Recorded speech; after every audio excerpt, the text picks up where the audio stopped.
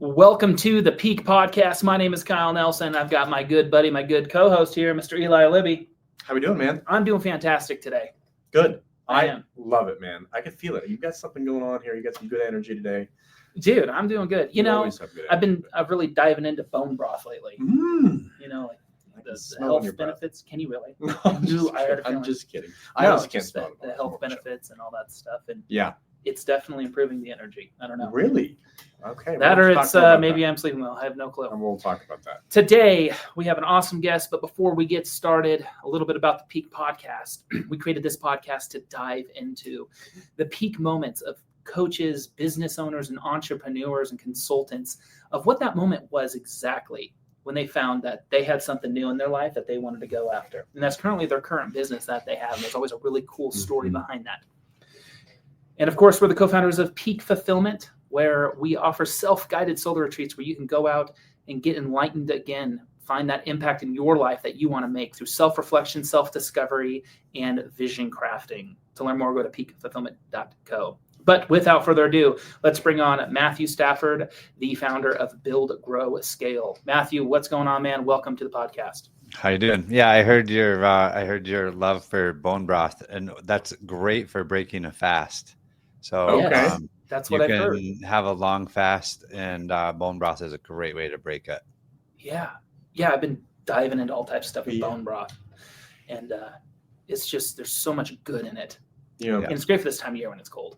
Yeah. Sure. Oh, nice warm bone broth. Oh, dude. Have you done much fasting? I do. Yep, I do. Okay. Actually, I just got out of a dark retreat about 7-8 days ago, and I was in there for 121 hours and fasted 71 of them. So fasted 71. Okay, so let's just jump right in. Yeah. Let's talk more about that. Okay. What gave you that spark to do it? I know you've done retreats and dark retreats, silent retreats in the past. What was different about this one, or is it the same kind of one that you've done prior? No, this is brand new and unique. Okay. I'd done a lot of different modalities, the psychedelics and psilocybin and MDMA and all of those. This was, I've kind of run my plant medicine journey for the most part. And I just felt like there was other ways to explore. Sure. And I had 2 friends that had done the dark retreats, and their life over the following 12 months was just marked different, like noticeable from everybody's standpoint. And so I was like, okay, there's something to that. And when my second friend, who was actually my mentor and coach, did his, when he got out, he told me right away, he goes, yeah, you should do one. Like you should go do one. I'm like, all right, cool. So I signed up. The problem is they have 3 dark rooms and they're booked out for over a year. And so I said, yeah, throw me on the waiting list, but book me a time, and I'm ready anytime. Like this, I want to go. And so about 90 days ago, they reached out and said, hey, does November 28th through December 2nd or whatever the 6 or 7 days works out there, does that work for you? And so I looked at my schedule. I'm like, yep, I'm not out of town. Cool. Replied back, yep, that works. Put me down. And they said, great, we'll reach out and send you some more details as it gets closer. And about 4 weeks out, I sent them an email. I'm like, hey, can I get some more details? I'd like to buy my tickets and do that. And they're like, we're sorry, that's for 2025, not 2024. Oh my gosh. And I was like, so it's just like this huge mental letdown, because I'd waited a year and they hadn't put me on there. They just kept thinking they were going to have an opening. They never did. And so then I had to wait another year. And so it's kind of a crappy deal, but I was like, I've already booked off all the time. Everybody in my company thinks I'm leaving. I jumped to the Google. There's this cool thing called Google, and I jumped on there and started searching and found 3 or 4. 2 of them could match the dates. I literally signed up for the one, sent them my money, and the next morning I woke up and they had replied and said, hey, someone else booked it at the same time. We're going to refund your money. So I was like, oh God. All right, go to the next one. Went to the next one. That one worked. Sent them my money. It was all good. And I took off for Mexico. Yeah. On November 27th. couple flights and a 2-3 hour car drive, and started my journey, into the dark. Wow. That's wild, man. Sounds like the universe was trying to push you off there for a while there, but you persevered. I wasn't going to be denied, and For sure. I honestly am so glad. I'm so glad I did it.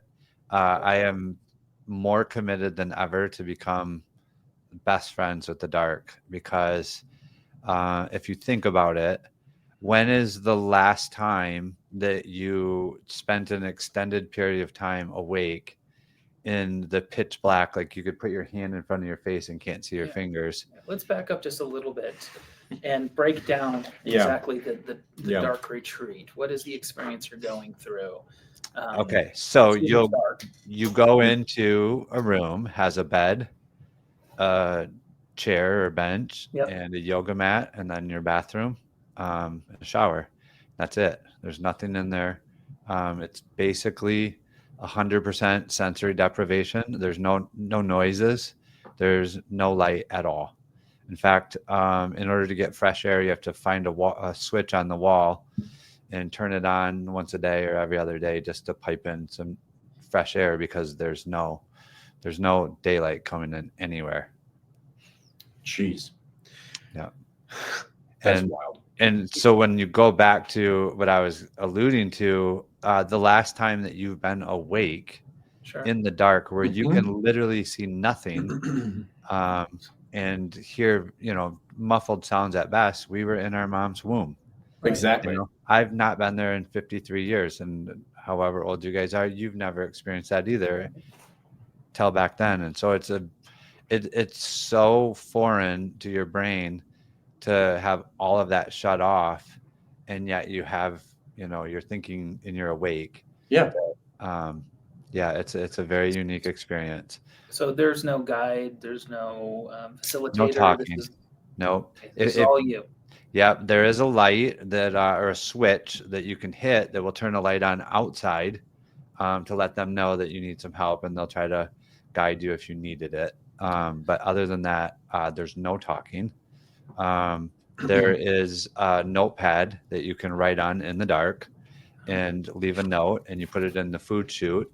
And so when they bring you the food, they would see it, grab it, figure it out, and take care of that. And so I had talked to the host lady before going in, and said, my coach said that he fasted for 2 of the days. You think that's a good idea? She goes, well, it'll make it more intense. And I'm like, all right, sign me up. I'm doing this for a reason. I might as well get the most out of it. Sure. And so I had told her that I would let her know on Friday if I was going to fast or not. And so I went in on Wednesday evening or Wednesday late afternoon. She brought me a bowl of pineapple and some cut up apples on Thursday. And this is the first part where stuff starts to get fuzzy. Yeah. And you realize, like, okay, I didn't get enough details. She said, she goes, typically the first day people sleep long, so I'm going to bring the food late. Then that way I don't wake you up, I don't disturb you. All right, cool. Well, I made a whole bunch of assumptions in my mind. Late means, I don't know, 10 a.m., noon, something. I wake up the next morning, and within half hour to an hour, she brought me food. First experience ever eating in the dark like that, where you have to stab it and taste it to see what you're getting. And it's crazy how much better food tastes when you have absolutely zero distraction. Like, you taste the texture, the flavor, the temperature of the juice, the pineapple, everything. It's really amazing.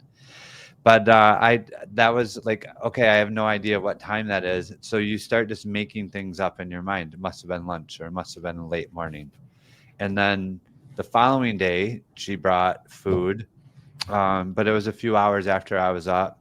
And so I, again, made new assumptions, because you're not talking back and forth. There's no dialogue. She can't write anything on the notepad, because when it's in there, like, you can't see anything. Sure. And so it's literally just one-way communication. And so I said, I put in the thing, I'm like, yeah, I'm going to fast. Like, both days, it was a very small meal. I never felt hungry. I literally never felt hungry once when I was in there. Jeez. And I don't know if it's Well, I do have an assumption. I think it has to do with the fact that our brain is addicted to distraction. And I think a lot of times we literally eat just because we're distracted or we need something to do, Sure. not because we're actually hungry. Because I went that entire time, I never got hungry. Even when I came out, like we walked down to the this cliff and watched the sunrise come up over the ocean because we're on the Pacific side of Mexico. And still, I had no desire for food at all. It's just like your brain is so dialed into thinking that it's not distracted by, needing to eat. How long did it feel? Yeah. The first 4 days felt average, normal. The fifth day felt like 12 days. Yeah. It was really crazy. On the fourth day, I really felt complete, and I went through this whole series of progressions. Like day one, I'm kind of a pretty structured person, pretty deep thinker. My whole job is, breaking down human psychology on a website and making it convert better. So I'm always like tuning into the brain. And I think like, okay, well, I'm going in here. I'm going to structure it. I'm going to get some deep work done day one. Boom. And day one comes and I realized that my brain is so addicted to distraction that now that everything's shut off, I can literally watch it going through this withdrawal of not knowing what to do.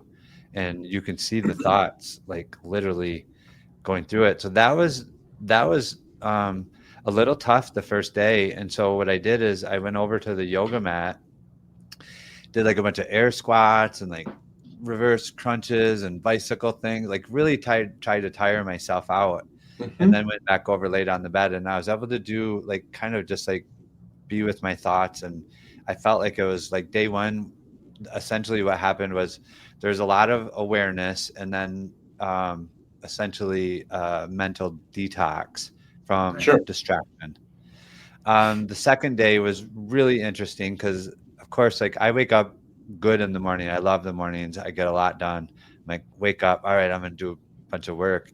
And I lay there and I start thinking, and all of a sudden, like my leg has like this terrible Charlie horse. And I'm like, this is odd. Like there's no reason for me to be sore or for it to hurt because it really like hurt.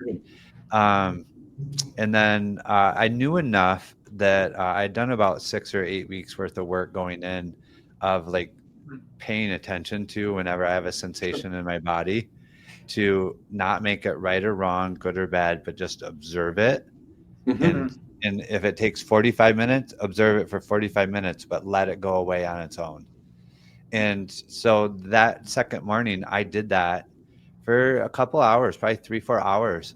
And I really think as I've described this and went through, and I'm actually writing an entire journal for each day, I think what was happening was like our brain produces chemicals every day and our body gets addicted to it. That's why people a lot of times will go, oh, I'm going to start this new habit. They can't because their body's addicted to the chemicals from the old one and they give in. And I felt like my body was going through that detox of the chemicals that my brain produced from distraction. It wasn't distracted. It's not like this super busy thing going. And so my body's like, oh, well, I'm going to distract you with this pain. Because it was really weird stuff that I'd never felt before. Like not a Charlie horse in my quad. It was in my hamstring. And then all of a sudden my hand felt like it was on fire. And then all of a sudden like this sciatic nerve. And it was just these really weird, random pains. And so I literally I didn't make them right or wrong, good or bad. I just observed them, let them go away. And I felt by, maybe midday, because she brought me food again. I'll tell you the times that she brought the food later, but it just shows you how like your brain just makes stuff up. Like you see your brain literally formulate a lie just to make you feel better. Like you can just see it. So anyways, after that, I was able to actually start doing some really good deep work. And I break my day or my structure into 4 different categories. I learned it from Garrett White and the Warrior, which is body, our physical body, exercise and nutrition, our being, which is our relationship with the higher power, God, and ourselves, our balance, our relationship with everybody else, and then our business. And I thought, all right, cool. I'm in 5 days. I'm going to work on one of these each day and really put some good solid work in. And so the halfway through the second day, I really just started going through my stories and beliefs and my results and things from my body and how I eat and, my relationship with food, etc. And that's about how far I got on day 2. Like I really spent a lot of time doing that because for me, I feel like our body is how we experience this world. And if we're not in good shape or we're not healthy, we lose quality of life and our experience is less. And so I want good energy. I want to be healthy. And that was my number one priority, first day 1, that I could actually do some work. Matthew, I've got so many questions, and with limited time, why would somebody go through such an extreme program process, dark room experience like you did? And you mentioned something. You said about the fast. The lady said, "Well, do you want to fast?" And you said, "Yeah, I'm here for a reason." What is that reason for you? If you're open to kind of sharing that, like, why did you do this, and what was that reason? If you're comfortable. Yeah, absolutely. I am an open book. I believe radical honesty about everything. I would say in the coaching that I do for men, entrepreneurial men, it's the most fulfilling thing I've ever done. And over the last 4 or 5 years, I really genuinely feel like I've healed my own personal trauma from a childhood that was very abusive and just a lot of stories that I created that were very unhealthy that until about 4 or 5 years ago, I really wasn't aware of how much of my life they affected. I just thought if I'm nicer, the bad things will stop happening. And eventually I realized those patterns were my belief systems coming out. So the more that I help entrepreneurial men, honestly, the deeper I want to go, and the more things I want to experience so that I can bring things to them that will give them some sort of relief. Because the relief I have now from where I was 4 or 5 years ago is light years. And if I could help one person do that, my life would be much better off for that one thing. Wow, thanks for sharing that. If you were to put everything into one word of how you're feeling now, post 5-day retreat, is there a word that you would kind of define how you're feeling now? Yeah, transformed. Transformed. Beautiful. Yeah. I'm committed to do it 2 more times. That's just how my brain works is I know some things that I did that didn't serve me this time, like fasting 70 hours. Because what happened was typically on day 3, your brain produces DMT naturally. And what happened was the longer my fast went, the stronger it got. So instead of it happening on day 3 and then day 4 and 5, me being able to do really good deep work, it didn't actually happen until late day 3. And then day 4, it was fairly strong, not real strong. I could still do stuff. And then day 5 was so strong, I couldn't do anything. It was brutal.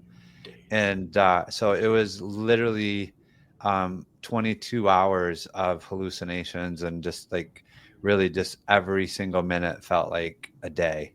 And I probably went from the bed over to the bench 30 times and tried to sit down and meditate. When I close my eyes, I get brighter and try to match my breath. It just was, the 5th day was absolutely nightmarish, but that was from natural occurring DMT. Yeah. Oh yeah.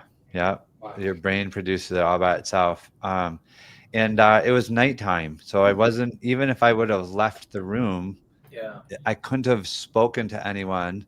If it was daytime, I honestly might not have made it. So I'm really glad the way it worked out, because now I endured it and gave me some other answers too, like, okay, what can I actually put up with? And, do I still have that grit I used to have, at 53? Sometimes you wonder, but I love challenging myself. And so it was good. Yeah. Wow. My gosh. Unreal. Yeah. What an awesome story. Well, Matthew, thank you so much for sharing that experience with us. Yeah. Gosh darn. There was like one thing that you could share with our audience that you hope they can take away from this combo at the end of the day. What would that be? We're all like, so when I was in there, the middle of day 2, 3, and morning of day 4, the amount of clarity Sure. and what I would say leveraged thinking is unlike anything that you've ever experienced. We've never been in that situation in our lifetimes. And so it's very hard to describe. Like the next one I go to, I'm going to bring a voice recorder that has no light, because I know I had by far some of the best thinking I've ever done in my life in there, and I wanted to document it, but you can't because the dark. I have like very little scribbles of what I scratched onto that notepad that I could do each day as kind of a little bit of an anchor. But I would do that. I wouldn't fast, and I will tell you that I will become best friends with the dark. Yep. The leverage thinking is 50x, 100x. You don't realize. So this is my visual or metaphor for it. If you think about it, like right now, we're both looking at each other, right? Yeah. And I'm not going to move my eyes. But at the same time I'm looking at you, I can see my 2 lights up here. I can see my microphone. I can see my laptop. I can see my glasses, a bunch of stuff on my desk, that the room's out there. All of that's being processed in your brain 24/7, all the time, everywhere, even if I'm focused on you. So the moment you remove that and you literally can't see a single thing, that you can't see anything, and there's no noise, your brain it's